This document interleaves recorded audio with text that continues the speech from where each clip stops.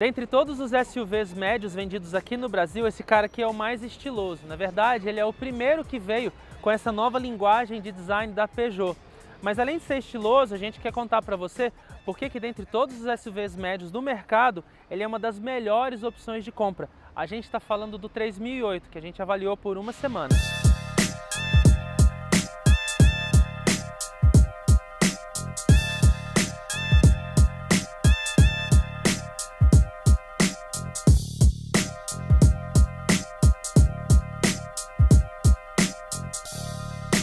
O porta-malas desse cara aqui é grandão. São 500 litros de capacidade com um assoalho plano.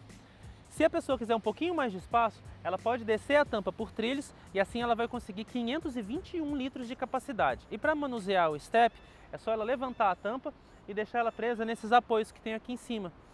O acesso para o banco traseiro é bem bom. O espaço para as pernas também é mais do que suficiente e 3 pessoas viajam aqui com bastante conforto. Inclusive há 3 encostos de cabeça e cintos de segurança de 3 pontos para todo mundo. Aqui no meio você tem uma tomada de 12 volts, saídas de ar-condicionado independentes para a esquerda e para a direita e um porta-revistas aqui. Os bancos eles ainda contam com aquelas fixações para cadeirinhas infantis com sistemas Isofix e Top Tether. E os ocupantes do banco traseiro também contam com essa visão bacana pra caramba do teto panorâmico, que só abre na frente, não atrás. Aqui na frente não tem nem o que falar.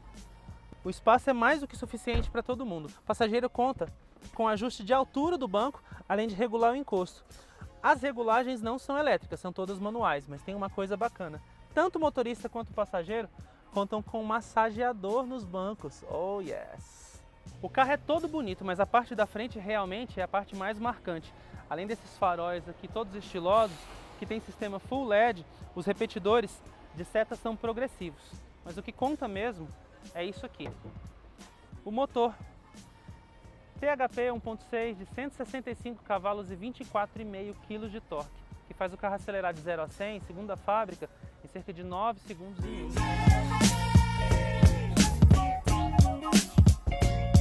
Para você ter uma ideia do que esse motor aqui é capaz, esse cara tem quase 1.600 kg, para ser mais exato, são 1.567 kg de peso. E a gente pensa que esses 24,5 kg de torque não vão ser suficientes para levar esse cara aqui, mas sim, a Peugeot diz que ele acelera de 0 a 100, como a gente já falou, em coisa de 9 segundos e meio. E não dá para duvidar não. Ele acelera bem, o torque já está disponível a partir de 1.400 rotações e tanto no trânsito, na cidade, quanto na estrada, a gente tem força suficiente para qualquer situação. O bacana é que na cidade, principalmente, a gente não tem o feeling de estar dirigindo um SUV. A posição de dirigir é até um pouco alta, mas o banco tem esses ajustes elétricos que deixam, ó, a gente acabou de descer tudo. E a gente pode regular aqui, e aí a gente fica literalmente com a posição de dirigir bem próxima a de um hatch, né? O volante também tem ajustes de altura e de profundidade. Agora vamos falar especificamente em direção, já que a gente citou o volante. Que volante legal, meu! Ele é todo irregular. Não é só a base que é achatada, a parte de cima também é achatada. Por quê? Para a gente ver o e-cockpit melhor. É aquele mesmo esquema do 208 e tal, né? Que inaugurou essa coisa de não ter os instrumentos visualizados por entre o volante, mas por cima. Só que aqui o painel é todo digital. A tela tem 12,5 polegadas, né? E fora isso a gente ainda tem essa central multimídia aqui, que é bem bacana, bem intuitiva, tem todos aqueles barulhinhos que eu já falei que acho bacanas, né? Quando eu estava falando sobre o Peugeot 208, sobre o Peugeot 2008, né? Nos vídeos que você encontra aí no nosso canal também. Mas tem todos os barulhinhos bacanas e, nesse caso aqui, ela é compatível com Android Auto e com Apple CarPlay, não só com Apple, né? E tem MirrorLink também. Mas aqui ela é um pouquinho mais ampla no que diz respeito à compatibilidade com smartphones. Falando também em smartphones, tem uma coisa muito bacana aqui. Tem um carregador indutivo aqui, daqueles que você só coloca o telefone e celular em cima e ele carrega. Mas não é todo celular, né, que é compatível com o sistema. Então, é legal e ao mesmo tempo é frustrante, mas não por causa do carro em si, por causa do seu celular. Que você fica olhando o celular e fica assim, queria ter um celular melhor. Porque você coloca o celular lá em cima, aí acende a luzinha verde e ela apaga ao mesmo tempo, dizendo assim, seu celular é pobre demais para ser carregado por esse sistema. E já que a gente está falando nisso também, Vamos fazer um monte de links. A cabine é tecnológica pra caramba. Meu, que feeling gostoso que você tem aqui. Porque, na verdade, a impressão que dá é que você está num carro de categoria ainda superior, porque ele concorre com Equinox, com o CR-V, que já está em final de ciclo, né? O CR-V novo está prestes a chegar aqui no Brasil, com o New Tucson, com o Sportage, que são carros bacanas, né? O Sportage é mais bonito que o New Tucson, mas a gente não está falando dos coreanos agora. Só que nenhum desses carros é tão bacana por dentro quanto esse aqui. Inclusive, justamente por causa desse feeling de carro premium que isso aqui tem, mais do que os outros. Não que os outros sejam ruins, mal acabados, não é isso não. Mas eles são assim, mais normais, sabe? Você olha, tá lá o velocímetro no mesmo lugar, o contagiros no mesmo lugar, aqui, tudo bacana, mas tudo ok. Isso aqui não. Primeiro que você tem essa coisa aqui, ó. Isso aqui é de alumínio de verdade, esses botões aqui dão uma aparência muito bacana pro carro. E tudo aqui dá a impressão de você estar num carro realmente, num SUV de mais de 200 mil reais.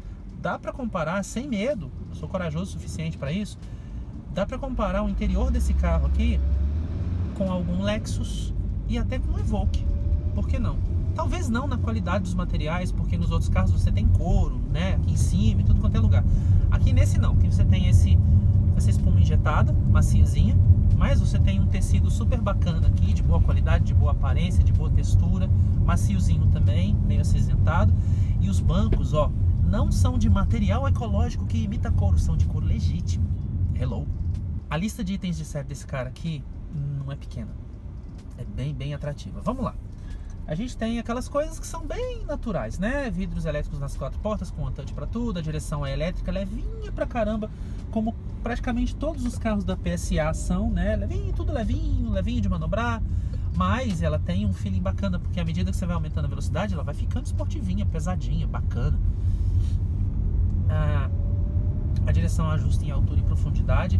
Vamos falar dos bancos dianteiros. Eu já citei um pouquinho antes que o banco do passageiro tinha massageadores. Aqui no motorista, para o motorista você tem todos os ajustes elétricos com 2 memórias, né? Ajuste inclusive lombar e os benditos massageadores. E os 2 bancos têm aquecimento, esqueci de falar. Tem aquecimento. Você tem esse teto que não é só panorâmico, ele é teto solar mesmo, que a parte dianteira abre. A gente já falou sobre isso, né? Tem a central multimídia, sobre a qual já falamos. Tem esse painel aqui, esse e-cockpit, que tem um monte de funções para você fuçar. Por exemplo, uma das coisas que eu acho mais legais é que você pode deixar os instrumentos, os mostradores, assim, num padrão mais minimalista. Uma das coisas bacanas é o contagiros, o jeito que ele fica sendo mostrado ali. Porque não é aquele contagiros assim, é um contagiros com uma roldanazinha que faz assim. Só mostrando mesmo. Ar-condicionado é dual zone e tem saída pro banco traseiro. O sistema de som é bom pra caramba, facinho de operar. Aliás, quase tudo aqui no meio você opera por esses botões aqui. São botões de acesso rápido às principais funções da central multimídia. Depois você pode continuar mexendo nas funções da central multimídia aqui mesmo, pelo touch da tela. A partida por botão, chave presencial, né? Óbvio. E outra coisa muito bacana que tem é essa alavanca de câmbio aqui, que é fixa. Então você só mexe um pouquinho para cima ou mexe um pouquinho para frente para você engatar as marchas. A posição de estacionamento é num botãozinho que tem aqui em cima, né? E o freio é eletrônico. O freio de estacionamento é eletrônico. Aqui no meio, coisa excelente para família, uma geladeira, geladeirinha mesmo, real oficial. Claro que não dá para você, né, guardar um pedaço de Chester aqui dentro, não tem condição, mas você pode levar, por exemplo, coisinhas bacanas na estrada, né, deixar a sua aguinha, o seu refrigerantezinho, né, o todinho das crianças, geladinhos, fofinhos aqui dentro. E a geladeira é grande, cara, tipo, eu enfio meu braço até lá embaixo para conseguir pegar o restinho da água que ficou geladinha. Segurança também é destaque. Você tem nessa cabine aqui 6 airbags, ESP, lá atrás a gente já falou, tem Isofix e Top Tether. Os freios são a disco nas 4 rodas. Tem ABS, distribuição eletrônica de frenagem. Tem sensores de estacionamento traseiros e dianteiros. Os traseiros contam inclusive com a câmera de ré e uma câmera 360, né, para facilitar bastante as manobras. Os faróis, né, o sistema óptico dianteiro na verdade é full LED. tem aquele repetidor de seta bacaninha, bem bacaninha, entendeu? Que é progressivo, assim, você liga a seta e ele faz... É super bacana. O câmbio automático tem 6 velocidades, tem possibilidade de trocas manuais por pedal shifters aqui, ó. E já que a gente está falando do câmbio, vamos falar de uma forma geral sobre o feeling desse carro na cidade e na estrada. Lembra que eu falei que a impressão que dá é que você está dirigindo um hatch? Pois é, dá essa impressão mesmo, porque você tem um SUV grandão, mas não é aquele grandão que te deixe com a impressão de que você está dirigindo um elefante no trânsito. Tem uns SUVs que são assim, pesadões, parrudões, quando você passa nos buracos você fica sentindo aquela massa toda sendo deslocada para cima e para baixo. Esse cara não. E olha que interessante, tem rodas de aro 19 e você tem a impressão de que vai ser um carro duro porque tem esse rodão e os pneus de perfil baixo. Pelo contrário, é macio, real oficial. Ó, a gente está passando numa ruazinha aqui que tem umas imperfeições. Não fosse a gente saber que a gente está num SUV e essa posição de dirigir que é alta, não porque o banco fica alto, mas porque o carro é grande, você estaria com a impressão na lata mesmo que você está dirigindo um hatch. A Peugeot, ela disse que ela queria deixar o acerto de suspensão desse carro muito mais parecido com a de um hatch do que de um SUV, e ela conseguiu, cara. Na estrada, a gente tem um carro que é super seguro em curvas, super responsivo nas acelerações e nas retomadas, silencioso pra caramba. O motor, aliás, ele é tão suave, que mesmo rodando na cidade, ou mesmo quando a gente precisa de mais força, a gente sente no máximo aquele ronquinho assim, sabe, de leve, privilegiando sempre as rotações um pouco mais baixas para poder conter o consumo. E, aliás, falando em consumo, aqui o computador de bordo, misturando cidade e estrada, dirigindo normal, ninguém...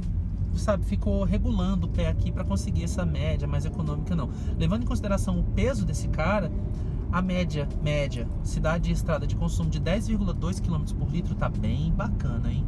Bem bacana. Trocando em miúdos, você tem, como a gente já falou, muitos competidores, né? A gente nem citou, por exemplo, o Compass, porque eu tô falando só a respeito de tamanho.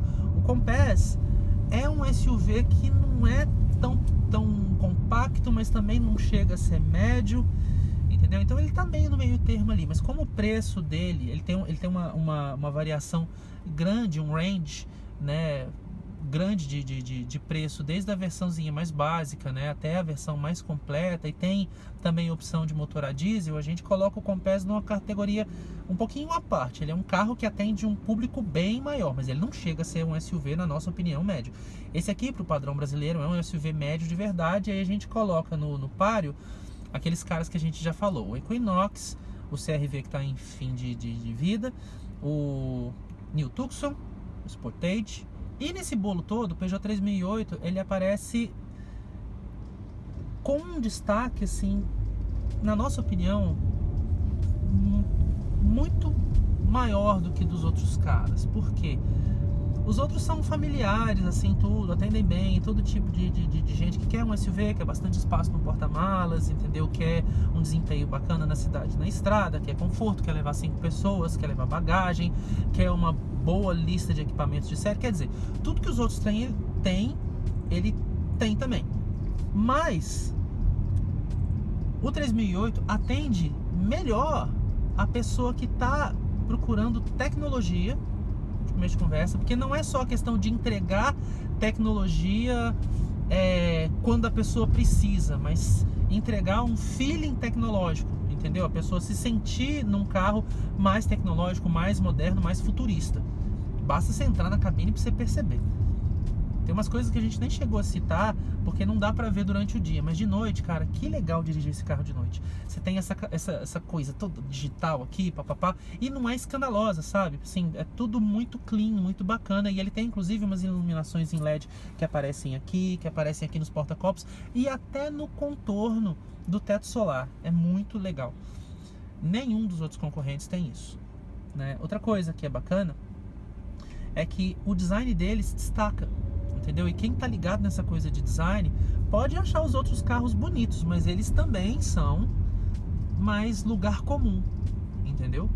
E o Peugeot, ele realmente tem um design que se destaca. tanto no conjunto óptico dianteiro, quanto no traseiro, quanto nessas rodas gigantescas. O Equinox também tem rodas de aro 19, mas o desenho das rodas é mais... ok, né? O Equinox é bonito, ninguém tá falando que ele é feio, mas em termos de design ele é um pouquinho mais conservador. E a gente tem que pensar na questão do brasileiro que considera carro como bem de capital e não bem de consumo. E aí ele vai falar assim, e manutenção, e liquidez, e revenda, são todos carros novos. Não dá pra gente virar e falar que esse carro vai ser melhor do que aquele carro, entendeu? Não tem como saber, né? No nosso ponto de vista, o 3008 é um produto melhor do que todos os outros. Todos os outros. Ele é o melhor, na nossa opinião, SUV médio hoje à disposição no mercado nacional.